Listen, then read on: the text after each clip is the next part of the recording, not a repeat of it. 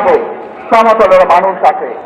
এই দেশে মুসলমান, বৌদ্ধ, খ্রিস্টান, হিন্দু সহ বিভিন্ন ধর্মের মানুষ বসবাস করে। আমরা চাই সকলে মিলে এমন একটি বাংলাদেশ গড়ে তুলব আমরা, যে বাংলাদেশের স্বপ্ন একজন মা দেখেন, অর্থাৎ একটি নিরাপদ বাংলাদেশ আমরা গড়ে তুলতে চাই। সেই বাংলাদেশে একজন নারী, একজন পুরুষ, একজন শিশু যেই হোক না কেন, নিরাপদের ঘর থেকে বের হলে নিরাপদে ইনশাআল্লাহ ঘরে আবার ফিরে আসতে পারে।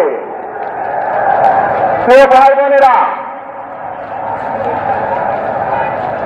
এই দেশের জনসংখ্যার অর্ধেক নারী, 4 কোটিরও বেশি তরুণ প্রজন্মের সদস্য, 5 কোটির মতন শিশু,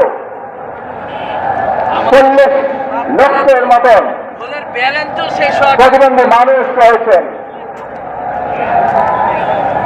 কয়েক কোটি কৃষক শ্রমিক রয়েছেন।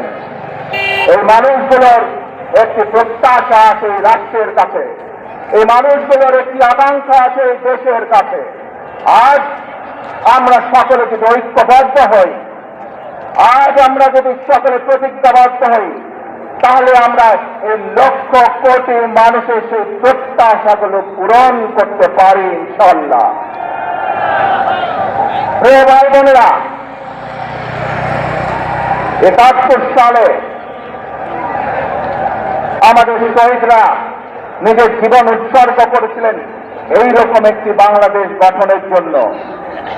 বিগত 15 বছর স্বৈরাচারের বিরুদ্ধে শত শত হাজারো খুন খুনের শিকার হয়েছে শুধু রাজনৈতিক দলের সদস্য নয়, নিরীহ মানুষের প্রতিবাদ করতে গিয়ে অত্যাচার নির্যাতনের শিকার হয়েছে, জীবন দিয়েছে। 2024 সাল মাত্র সেদিনের ঘটনা। কিভাবে আমরা দেখেছি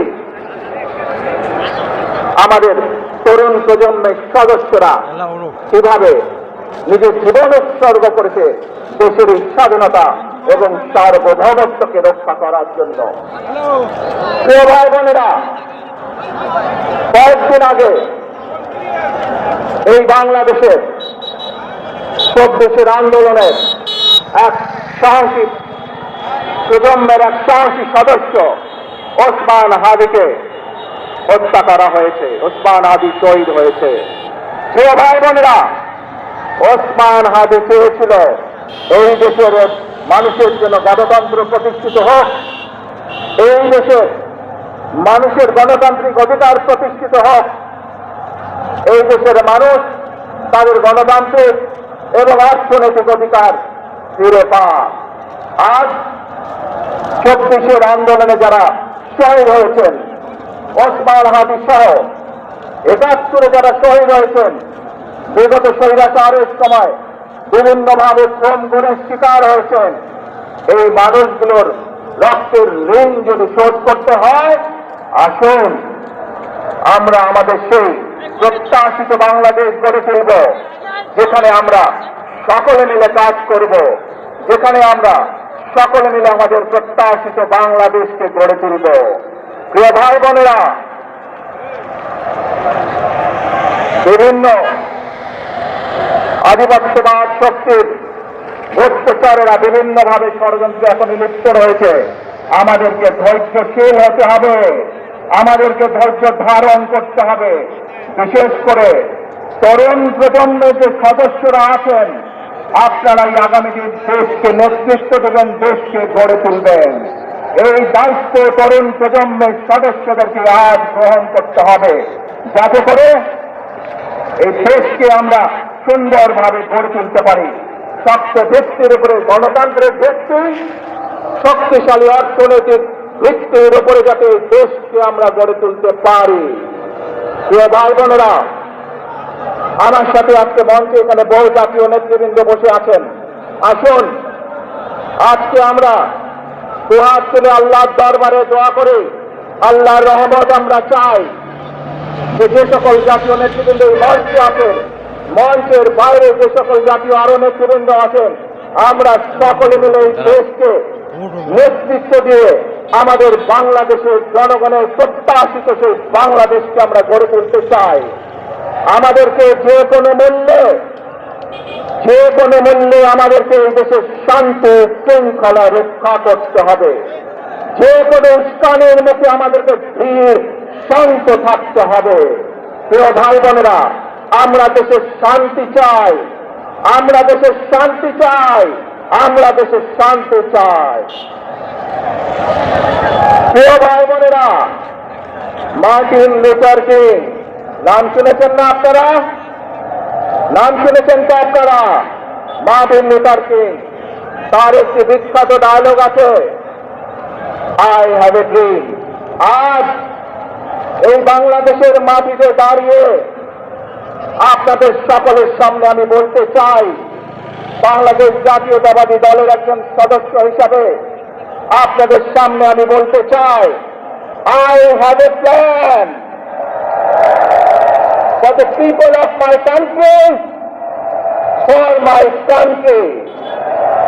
আজ এই পরিকল্পনা দেশের মানুষের স্বার্থে, দেশের উন্নয়নের জন্য, দেশের মানুষের ভাগ্যের পরিবর্তনের জন্য যদি সেই প্ল্যান, সেই কার্যক্রম, সেই পরিকল্পনাকে বাস্তবায়ন করতে হয়। প্রিয় ভাই বোনেরা, এই জনসমুদ্রে যত মানুষ উপস্থিত আছেন, এই সারা বাংলাদেশে গণতন্ত্রের শক্তি যত মানুষ উপস্থিত আছেন, প্রত্যেকটি মানুষের সহযোগিতা আমার লাগবে। প্রত্যেকটি মানুষের সহযোগিতা আমাদের লাগবে। আপনারা যদি আমাদের পাশে থাকেন, আপনারা যদি আমাদেরকে সহযোগিতা করেন, ইনশাআল্লাহ আমরা আই হ্যাভ এ প্ল্যান বাস্তবায়ন করতে সক্ষম হব। আসুন আমরা আল্লাহ রাব্বুল আলামিনের দরবারে হাত তুলে প্রার্থনা করি, আমরা যেন হে রাব্বুল আলামিন, হে একমাত্র মালিক, হে একমাত্র পরওয়ারদিগার, হে একমাত্র রহমত দান করে, হে একমাত্র সাহায্যকারী, আজ আপনি যদি আমাদেরকে রহমত দেন, তাহলে আমরা এই দেশের মানুষ কঠোর পরিশ্রম করার মাধ্যমে আমাদের প্রত্যাশিত বাংলাদেশকে গড়ে তুলতে পারব। আজ যদি আল্লাহর রহমত এই দেশ এবং এই দেশের মানুষের পক্ষে থাকে, আল্লাহর সাহায্য, আল্লাহর দয়া এই দেশের মানুষের উপরে, এই দেশের উপরে থাকে, ইনশাআল্লাহ আমরা আমাদের প্রত্যাশিত বাংলাদেশ গড়ে তুলতে সক্ষম হব। প্রিয় ভাই বোনেরা, আজ আসুন আমরা সকলে মিলে প্রতিজ্ঞা করি, আমরা সকলে মিলে প্রতিজ্ঞা করি যে ইনশাআল্লাহ আগামী দিনে দেশ পরিচালনার দায়িত্বে যারা আসবে, আমরা সকলে নবী করিম সাল্লাল্লাহু আলাইহি সাল্লামের যে ন্যায়পরায়ণতা, সেই ন্যায়পরায়ণতার আলোকে আমরা দেশ পরিচালনার সর্বোচ্চ চেষ্টা করব। প্রিয় ভাই বোনেরা, আজ আপনারা জানেন এখান থেকে আমি আমার মা দেশনেত্রী খালেদা জিয়ার কাছে যাব। এই একটি মানুষ, যে মানুষকে এই দেশের মাটি, এই দেশের মানুষকে নিজের জীবনের থেকেও বেশি ভালোবেসেছেন। তার সাথে কি হয়েছে আপনারা প্রত্যেকটি মানুষ সে সম্পর্কে অবগত আছেন। সন্তান হিসাবে আপনাদের কাছে আমি চাইব, আজ আল্লাহর দরবারে আপনারা দোয়া করবেন যাতে আল্লাহ ওনাকে তৌফিক দেন, উনি যাতে সুস্থ হতে পারেন। প্রিয় ভাই বোনরা, সন্তান হিসাবে আমার মন আমার মায়ের বিছানার পাশে পড়ে আছে সেই হাসপাতালের ঘরে, কিন্তু সেই মানুষটি যাদের জন্য জীবনকে উৎসর্গ করেছে, অর্থাৎ আপনারা এই মানুষগুলোকে, যাদের জন্য দেশনেত্রী খালেদা জিয়া জীবন উৎসর্গ করেছেন নিজের জীবন, সেই মানুষগুলোকে আমি কোনোভাবে ফেলে যেতে পারি না। এবং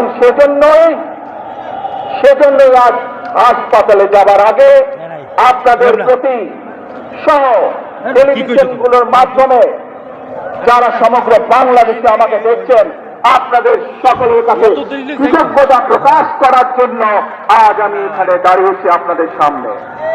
প্রিয় ভাই বোনেরা, আসুন আমাদেরকে আজকে নিশ্চিত করতে হবে আমরা যে ধর্মের মানুষ হই, আমরা যে শ্রেণীর মানুষ হই, আমরা যে দলেরই রাজনৈতিক দলের সদস্য হই অথবা একজন নির্দলীয় ব্যক্তি হই, আমাদেরকে নিশ্চিত করতে হবে কোনো মূল্যে আমরা আমাদের দেশের শান্তি শৃঙ্খলাকে ধরে রাখতে হবে।